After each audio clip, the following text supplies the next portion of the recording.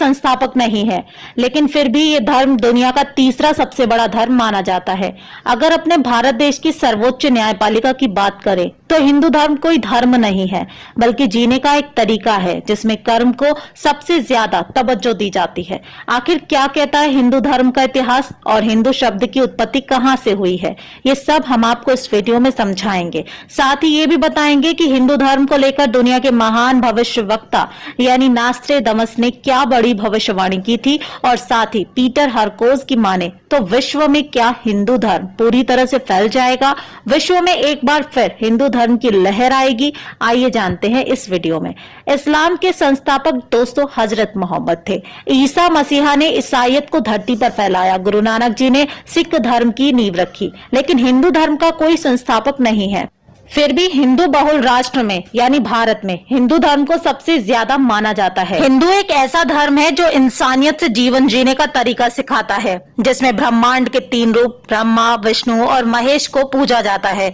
एक ऐसा धर्म जिसमें सिर्फ मूर्ति पूजा ही नहीं की जाती, बल्कि प्रकृति के हर रूप को पूजा जाता है। पेड़ पौधे से लेकर पत्थर और गाय की पूजा भी की जाती है। एकमात्र ऐसा धर्म जो नारीवाद को बढ़ावा देता है, यानी नारियों को सिर्फ एक औरत और मां नहीं बल्कि देवी का रूप मानता है। बताया जाता है कि शक्ति के रूप और देवताओं के बीच ब्रह्मा जी ने किस प्रकार समान अधिकार दिए हैं। एक ऐसा धर्म जिसमें देवी की पूजा किए जाने से ये संदेश जाता है कि महिला के पीरियड्स के दौरान महिलाएं अपवित्र नहीं होती, जिसका सबसे बड़ा उदाहरण है कामाख्या देवी का मंदिर। एक ऐसा धर्म जिसमें 33 कोटि के देवताओं की पूजा की जाती है। दोस्तों यहाँ मैं आपको बता दूं, कुछ लोगों ने गलत धारणाएं फैला रखी हैं कि हिंदू धर्म में 33 करोड़ देवी देवता है, किस किस की पूजा करोगे। तो दोस्तों बिल्कुल कोरा झूठ है। हिंदू धर्म में 33 कोटि, कोटि का अर्थ प्रकार होता है, करोड़ नहीं। इस्लाम में करोड़ को कौर बोला जाता है, जिसके कारण जब हमारे संस्कृत भाषा में मुसलमानों को जानकारियां डालने का कार्य सौंपा गया, तब उन्होंने हमारे शास्त्रों को पलट दिया। उसकी भाषा और अर्थ सब में मिलावट कर दी गई। लेकिन अब आपको पता चल गया होगा कि 33 प्रकार के देवी देवता हैं जिनको हिंदू धर्म मुख्य देवता मानता और पूजता है। अब दोस्तों सवाल उठता है कि अगर हिंदू धर्म का कोई संस्थापक नहीं, फिर ये हिंदू शब्द आया कहां से। आइए जानते हैं हिंदू धर्म के इतिहास के बारे में। हिंदू शब्द की उत्पत्ति कहां से हुई और क्या नास्तिकता भी हिंदू धर्म का ही हिस्सा है। धर्म रिसर्च स्कॉलर डेविड फ्लैट की माने तो हिंदू शब्द असल में हिंदुस्तान का नहीं है, बल्कि फारस या पार्शिया का है। ये शब्द उन लोगों के लिए इस्तेमाल किया जाता था जो सिंधु नदी के दूसरी तरफ रहा करते थे। खास तौर पर 6ठी सदी में राजा डोरिस फर्स्ट के लेखों में इस शब्द को देखा जा सकता है।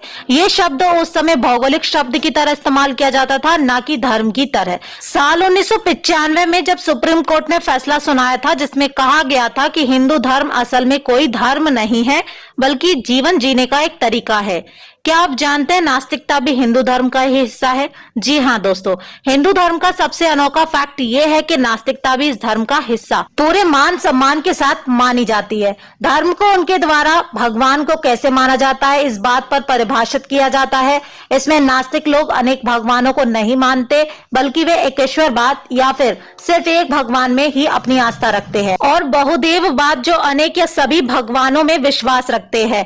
दोस्तों हिंदू धर्म ही एकमात्र ऐसा धर्म है जिसमें तीनों बातें मिलती हैं। 33 कोटि यानी 33 प्रकार के देवता, एक ईश्वर ब्रह्मा। इसके अलावा ये धर्म नास्तिकता को भी मानता है कि दुनिया में कोई भगवान ही नहीं बल्कि आत्मा भी है। हिंदू धर्म जो सिर्फ भारत तक ही सीमित नहीं है, बल्कि दुनिया भर में लाखों की तादाद में अनुयायी हैं, और यहाँ तक कि अमेरिका के पूर्व राष्ट्रपति बराक ओबामा ने भी ये बात मानी थी कि जेब में रखी हनुमान जी की प्रतिमा उन्हें हमेशा आगे बढ़ने और शांत रहकर अपना कार्य करने की प्रेरणा देती है। अब बात कर लेते हैं नास्ट्रेदमस की। उन्होंने आज से लगभग 500 साल पहले ही, जबकि उनका ना तो आरएसएस, ना बीजेपी और ना ही किसी हिंदू सहयोगी दल से कोई लेना देना था, ना ही योगी और मोदी से, लेकिन फिर भी उन्होंने बता दिया था कि एक नए नेता के साथ भारत एक नए युग में प्रवेश करेगा। और हिंदू धर्म को लेकर जो चौंकाने वाली भविष्यवाणी की थी उसे पूरी दुनिया ने देखा भी है। हिंदू धर्म को लेकर प्रोफेसर नास्ट्रेदमस ने लिखा, तबाह कर देंगे पुस्तकालयों को वो लोग। एक समय ऐसा आएगा जब बेपढ़े लिखे लोग पढ़े लिखों की सभ्यता को नष्ट करने के लिए ऊपर उठेंगे। ऐसा दुर्लभ ज्ञान नष्ट कर दिया जाएगा जो वापस नहीं पाया जा सकेगा। नास्ट्रेदामस की इस भविष्यवाणी को नालंदा, तक्षशिला और विक्रमशिला से जोड़कर देखा जाता है, जो प्राचीन भारत के उच्च शिक्षा के केंद्र रहे हैं। मुस्लिम आक्रांताओं ने हिंदुओं को चोट पहुंचाने के लिए न सिर्फ भगवानों की मूर्तियों पर प्रहार कर उनकी आस्था को चोट पहुंचाई, बल्कि भारत की सभ्यता और शिक्षा के केंद्रों को भी नष्ट कर दिया। इसके अलावा अपनी भविष्यवाणियों में नास्ट्रेदामस ने लिखा कि सागरों के नाम वाला धर्म चांद पर निर्भर रहने वालों के मुकाबले तेजी से उभरेगा, उसे घायल कर देंगे। यहाँ चांद को सबसे ज्यादा मानने वाला धर्म इस्लाम को देखा जाता है और हिंद महासागर से निकला धर्म हिंदू को माना जाता है। अपनी कविताओं के जरिए नास्ट्रेदामस ने हिंदू धर्म के उत्थान के साफ साफ संकेत दिए हैं। नास्ट्रेदामस ने ही 500 साल पहले ही इस बात की भविष्यवाणी कर दी थी कि वो अपने शासन की ओर वापस आएगी, उसके दुश्मन उसके खिलाफ षड्यंत्र करेंगे, वो विजेता बनकर उभरने की कोशिश करेगी, लेकिन 30 से 70 वर्ष में उसकी मौत सुनिश्चित है। और इंदिरा गांधी की मौत 67 यानी 67 की उम्र में बेरहमी से हुई थी, जो हिंदू धर्म के अंदर इस्लाम को बढ़ाने का कार्य कर रही थी। सदियों पहले नास्ट्रेदामस की आंखों ने भारत की 125 साल पुरानी राजनीतिक पार्टी यानी कांग्रेस की बर्बादी का मंजर कैसे होगा, किस प्रकार एक के बाद एक करके इस खानदान के विकेट गिरते जाएंगे, ये नास्ट्रेदामस ने पहले ही देख लिया था। महान भविष्यवक्ता नास्ट्रेदामस ने 9/11 के हमले पर कह दिया था कि सेंट्रल ऑफ अर्थ यानी पृथ्वी का केंद्र बिंदु से एक ज्वालामुखी फटेगा, जिसके साथ ही एक नए अरसू का जन्म होगा। 1999 के 7वें माह के आतंक का एक नया महाराज होगा। यहाँ पर लोग सेंट्रल ऑफ अर्थ का अंदाजा वर्ल्ड ट्रेड से लगाते हैं और अरसू को ओसामा बिन लादेन से जोड़कर देखते हैं। ये नास्ट्रेदामस की वो भविष्यवाणियां थी जो अब तक सच साबित हुई हैं।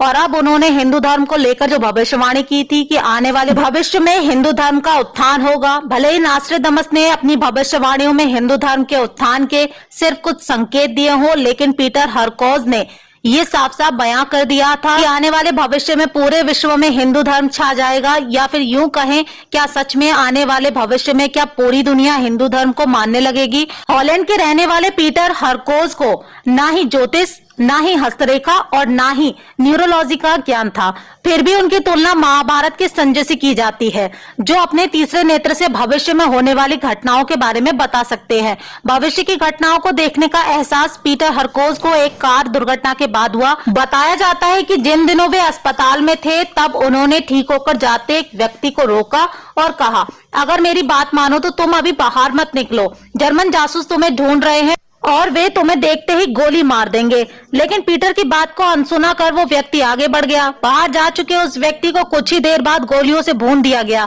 बस तभी से पीटर हरकोज की बातों को लोग गंभीरता से लेने लगे।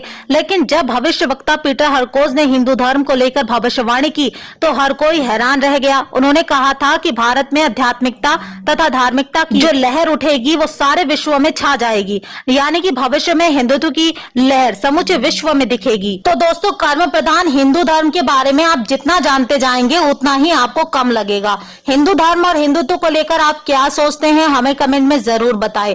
और हिंदुत्व को कायम रखने के लिए अपने और अपने बच्चों का धर्म ज्ञान बढ़ाएं, ताकि हिंदू धर्म की महिमा समुच्च विश्व को समझाई जा सके। बाकी तो मैं एक बात कहूंगी, जिस दिन अनेक देश और हिंदू विरोधी लोग भारत के और हिंदू धर्म के इतिहास